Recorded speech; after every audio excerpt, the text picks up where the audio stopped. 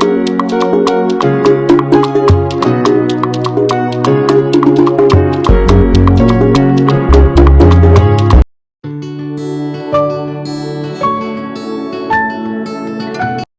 there, you're welcome to this YouTube space.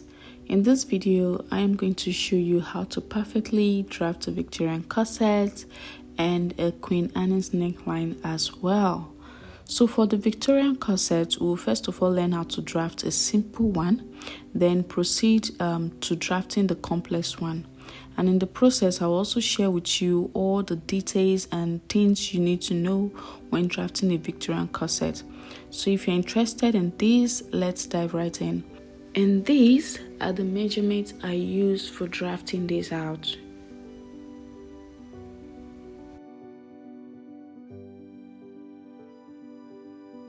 So firstly, you go ahead and mark out your full length. That is how long you want your Victorian corsets to be. So for me, I want my full length to be 23 inches. And I added 1 inch for sewing allowance, so making it 24 that I'm marking out. This is optional though, as you can mark your actual measurements and then add the 1 inch when you're cutting on your fabric you grab. So this is optional. So you go ahead, you mark out your full length measurements and then you just rule a straight line across. So this is my full length line. So for the shoulder measurement, I'll divide the shoulder measurement by 2. So my shoulder measurement is 14 inches. 14 divided by 2 gives me 7, which I've gone ahead to mark out here. For the Queen Anne's neckline, the neck width I'll be using is 2.5 inches because I do not want a wide Queen Anne's neckline which you grab. Then I'll come down here on this shoulder by 1 inch to create my shoulder slope, which I'll connect to this neck width here. You know your shoulder is not straight, it's quite, it's kind of slanty. Then from this shoulder slope, I'm going to mark my armhole depth, which is 8 inches. If you are not certain about your measurements, I dropped links on the description box where I explained how to take these measurements and accurate formulas you do need to get your armhole depth, your bust span, your bust point, and so on and so forth. Because for any type of corset, you need your measurement to be accurate. So on this point, I'm going to mark my bust measurement.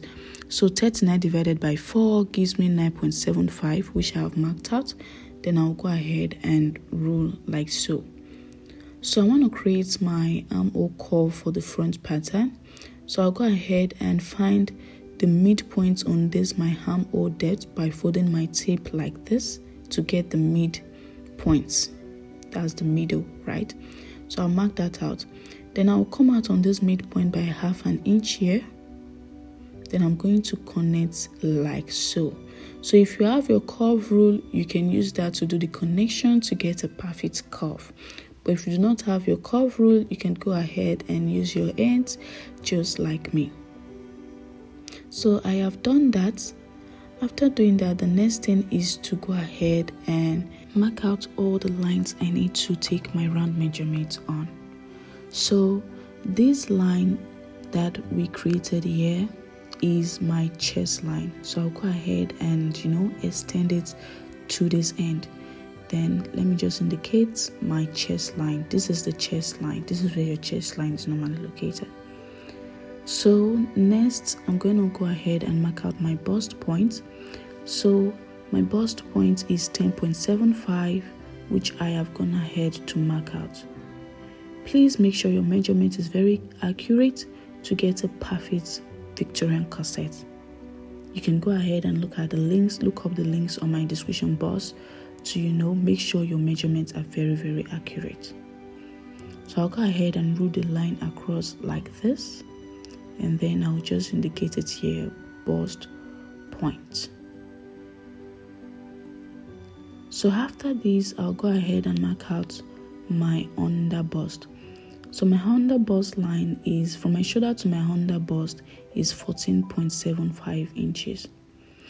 So remember that bust point also means from your shoulder to your nipple. Yeah, in case you do not know.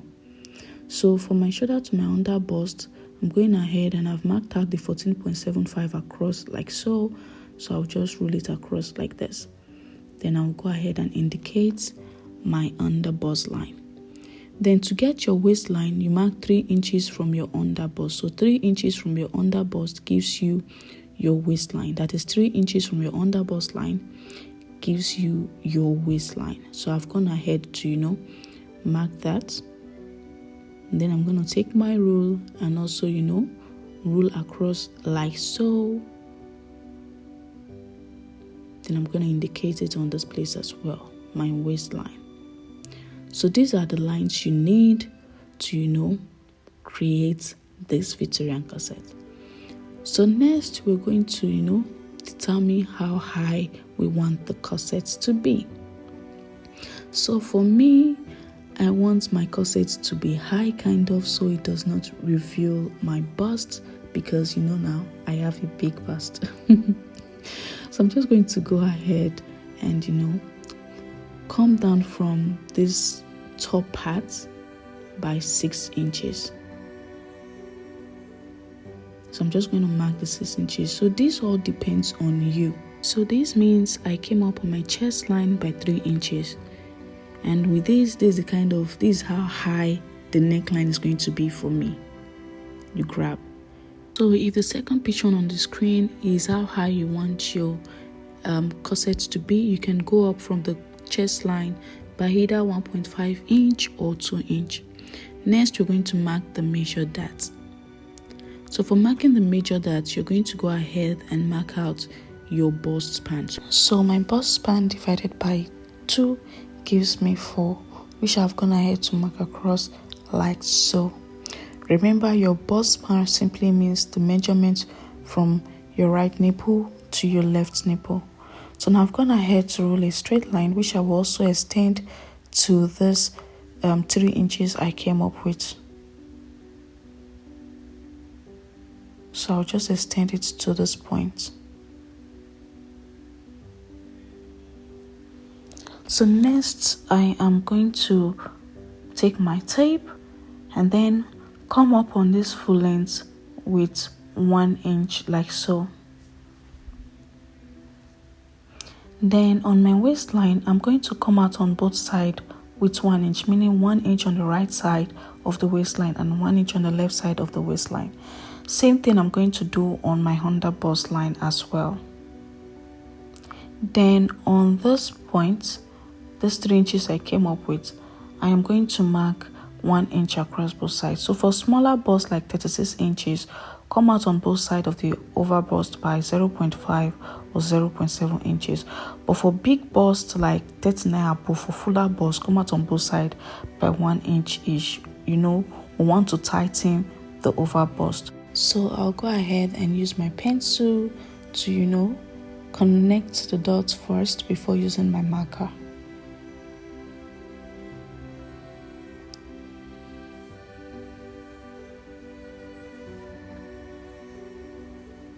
So after connecting like so, I'll connect to the bust points like this.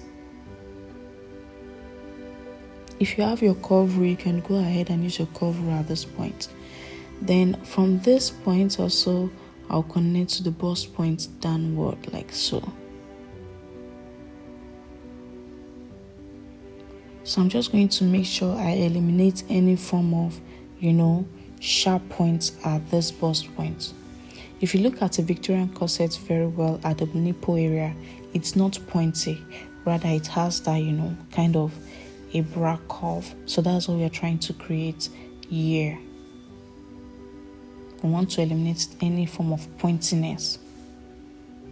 So if you have your curve rule, this curve will be very easy for you to achieve. So I'll go right ahead and use my marker to, lighten the lines. So I'm just going to go ahead and highlight all the lines that I have used my pencil to connect.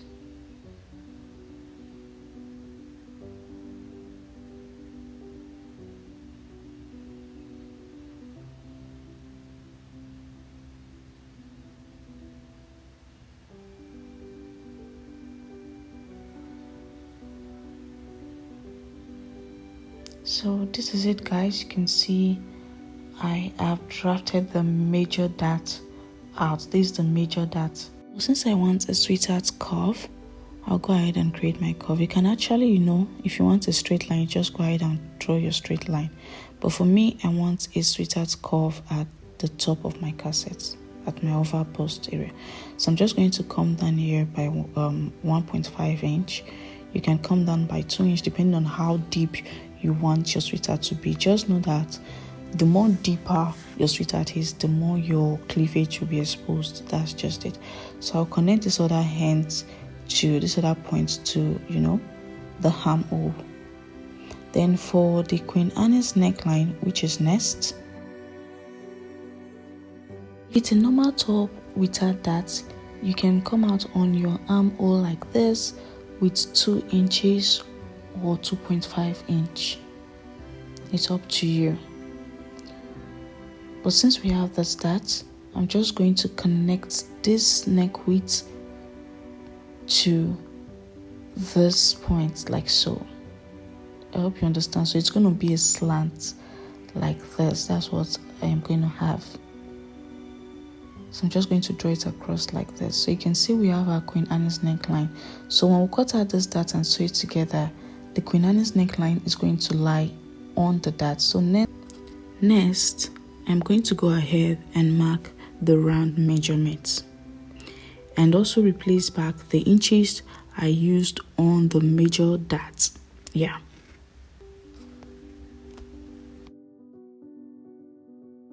For the chest line, I have marked the bust measurements before now when I was creating the armhole curve. So I'm just going to, put back the 2 inches I used on this dart around this chest area over bust. So I'm just going to, put it back here. Then on the under bust, my round under bust is 33 inches. So divided by 4 gives me 8.25. So I'm going to go ahead and mark the 8.25 here. Then I'm also going to put back these 2 inches I used for this dart on the under bust line. So I'll put it back as well. So my waistline measurement is 35. So 35 divided by 4 gives me 8.75, which I've gone ahead and mark. So I also replace back these 2 inches as well. I'll put it back here. Now for the full length, you can see that there is no dart opening there. So I'll go ahead and divide my hip measurement by 4 and put it there. So my hip measurement is 41. 41 divided by 4 gives me 10.25, which I have marked out. So you can see there's no opening here. That's why I didn't go ahead and replace anything, because there's nothing to replace on the full length. So I'm just going to go ahead and connect the lines together.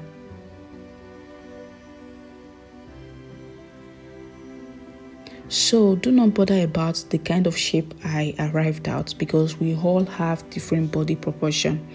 So next is drafting out a simple Victorian corset. So you already know a Victorian corset has to do with the number of lines you create to place your boning, right? So you can decide anywhere you want your lines to be. Just make sure there's enough space for boning. From your center front, mark 1.5 inches on the lines like so that when you open your front pattern, you will have 3 inches space between the 2 lines at the center. So you're going to go ahead and use your rule to, rule a straight line like so. And at this point, you have 3 parts on your front pattern. So if you want to create another line, you can just go ahead and draw a straight line down, or you find the midpoint between this dart line and this point here. So you see it's going to, take you to this armhole straight line. So you're just going to go ahead and, okay, at this point you can indicate 1, 2, 3 if it's only 3 parts you want, so you can stop here. But if you want more lines, go ahead and draw your dart line using that straight armhole line, the initial one. So right now we have 4 parts of this simple corset, Victorian corset precisely. So you go ahead and you cut this line, cut out these dots. So let me just put this here, cut out these dots, and also go ahead and cut out this line. So that's just it. So this is a simple Victorian corset. This is all you need for a simple Victorian corset. This is it. We'll move on now to drafting the complex Victorian corset. The picture on the screen is a picture of a complex Victorian corset. You can see how slim, tight, and snatched the waist is, right? Now this is what makes it a complex Victorian corset. So to snatch a waist, you need to minus, that is subtract, from the actual waist measurement. So if your actual waist measurement is 30 inches and you want your waist to look like a 26 inches waist, you will go ahead and minus from your 30 inches to get 26, meaning you want to snatch your waist with 4 inches, because that is what you minus from 30 to get 26 inches, right? So it's totally up to you to decide how many inches you want to remove from the actual measurement. So if you are making this for a client, make sure you both agree on how snatched you want it to be, because the slimmer or the more snatched the waist is, the more uncomfortableness, if there's any word like that, it will be. So let's move on. Let's assume you want to snatch your waist with 2 inches, meaning we're going to share these 2 inches on both the front and the back pattern. 1 inch for the front, 1 inch for the back. That means you will share that 1 inch that you're removing from the front. You share it on the line you marked out on the front. So if you want to share it, you can say, okay, half an inch here, half an inch here. So that is 1 inch. I hope you understand. So that's just it. There's no two ways about it. You grab. So this is for the front pattern. You can do the same thing on the back pattern. Remove the same one, or remove 1 inch from the back pattern. That is 2 in total. So invariably you have removed 2 from your normal waist measurement. So let's say you want to snatch your waist with 4 inches by 4 inches, meaning you're going to share this 4 inches across the front and the back pattern. So it's going to be, you're removing 2 from the front pattern, you're removing 2 from the back pattern. And in doing so, you're going to remove 1 inch, that is half an inch on both sides, half an inch on both sides on the other side. So half an inch, 1 inch on one side, 1 inch on the other side gives you 2 inch, right? So invariably you have snatched your waist with 2 inch from the front pattern. Then when you do the same thing on the back pattern, you've also removed 2 inch from the back pattern waist measurement as well. So if you add it together, 2 from the back, 2 from the front, that is 4 inch, meaning you've removed 4 inch in total from your actual waist measurement. So that is just it. If you still do not understand, drop a comment on the comment section and I'll try as much as possible to respond to you. The logic behind this whole snatching of waist is the number you want to remove from your waist, you share it across the line. If you want to remove 1 inch from your normal waist measurement, you share it across the line. Just like me, I want to remove 1 inch from my 35 inches waist measurement. So that 1 inch, you can see I have, shared it on this line that you're seeing me connecting like so. I removed 0.25 across. So 0.25 plus 0.25, that is half an inch. On the other lines, I will also do the same thing, mark 0.25 on both sides. So that is half an inch plus half an inch. That is 1 inch. So you can see what I'm trying to explain. This is just the basic, explanation. I don't know how best to put it. So make sure when you're snatching your waist, make sure you're doing it on your waistline, because it's your waist you're removing from. That is, you're removing from your waist measurement. So any snatching you're doing should be done on your waistline. So I have, connected, and I'm going to, this is the parts I'm going to cut out.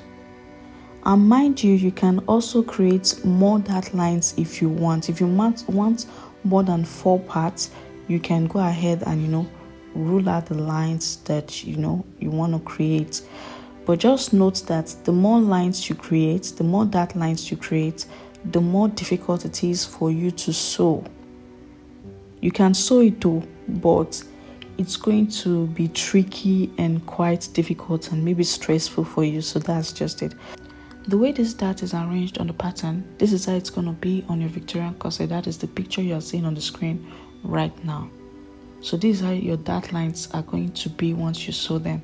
So if you want this kind of Victorian corset that has a boning at the center, you go ahead and come out with 1/2 inch from the center front on the waistline and connect just the way you see me did with the red lines. So that's just it. So you go ahead and cut. And don't forget, if you want a basque waistline, go ahead and create it before cutting it out. If you want some kind of shape on your waistline, go ahead and create that before cutting it out. For me, I am yet to decide the kind of waistline I have, so that's why I just didn't bother creating a waistline. If you don't know how to create a basque waistline, I drop a link on how I explained that also exclusively. So you go ahead and cut your patterns just the way I did. Now this is your yoke and this is your piece. So next we'll go ahead and draft the back pattern. Yeah, we'll go ahead and draft the back pattern. So this is just a simple way of drafting your Victorian corset. It's an easy way. Yeah, it's an easy way. Let me put it like that. It's an easy way.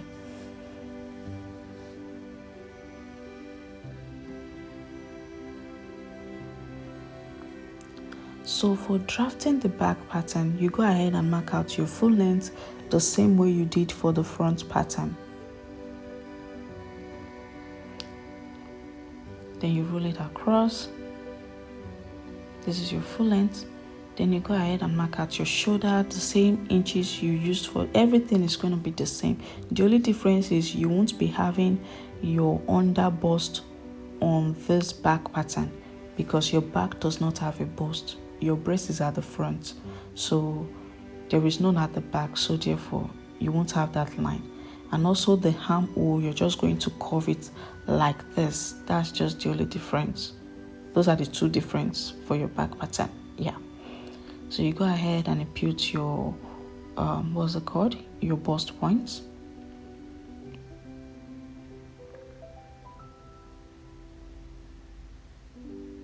Then you also go ahead and impute your waistline as well.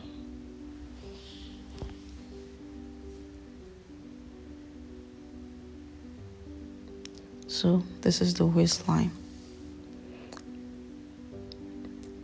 Then you can decide whatever you want for the yoke, whatever style you want for the yoke at the back. So you go ahead and impute your bust span on the lines like so, and then you go ahead and draw a straight line like so. Then you come up with 1 inch from this full length as well, and then on both sides you come out with 1 inch on both sides. Then on this top, you can decide if you want to tighten your back, the chest line at the back. So you just come out on both sides by 0.25 inch. 0.25 inch on the right side, 0.25 inch on the left side. Then you connect like so.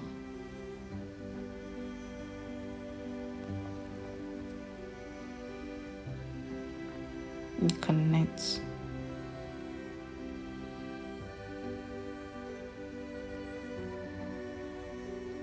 So next we're going to impute our measurement, our round measurement. On the chest line, I'll mark my bust measurement, which I've already done. Then I'm going to put back this 1/2 inch I used for this dart. Then bust points, I'm going to also, put my bust measurements and replace the inch I used for this dart as well. Then on the waistline, I'm also going to put my waist measurements and put my waist measurement and then replace this 2-inch I use for this waist as well. Then on the full length, I'm going to go ahead and mark out my hip measurement here, which is divided by 4, and I'm not replacing anything because there was no opening as well on that full length line. So I'm just going to connect the lines like so.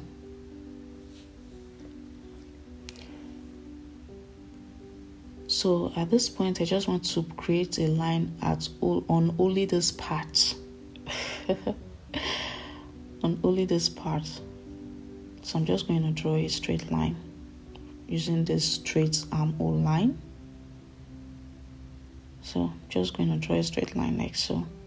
So this is it. I don't want any more lines on the back.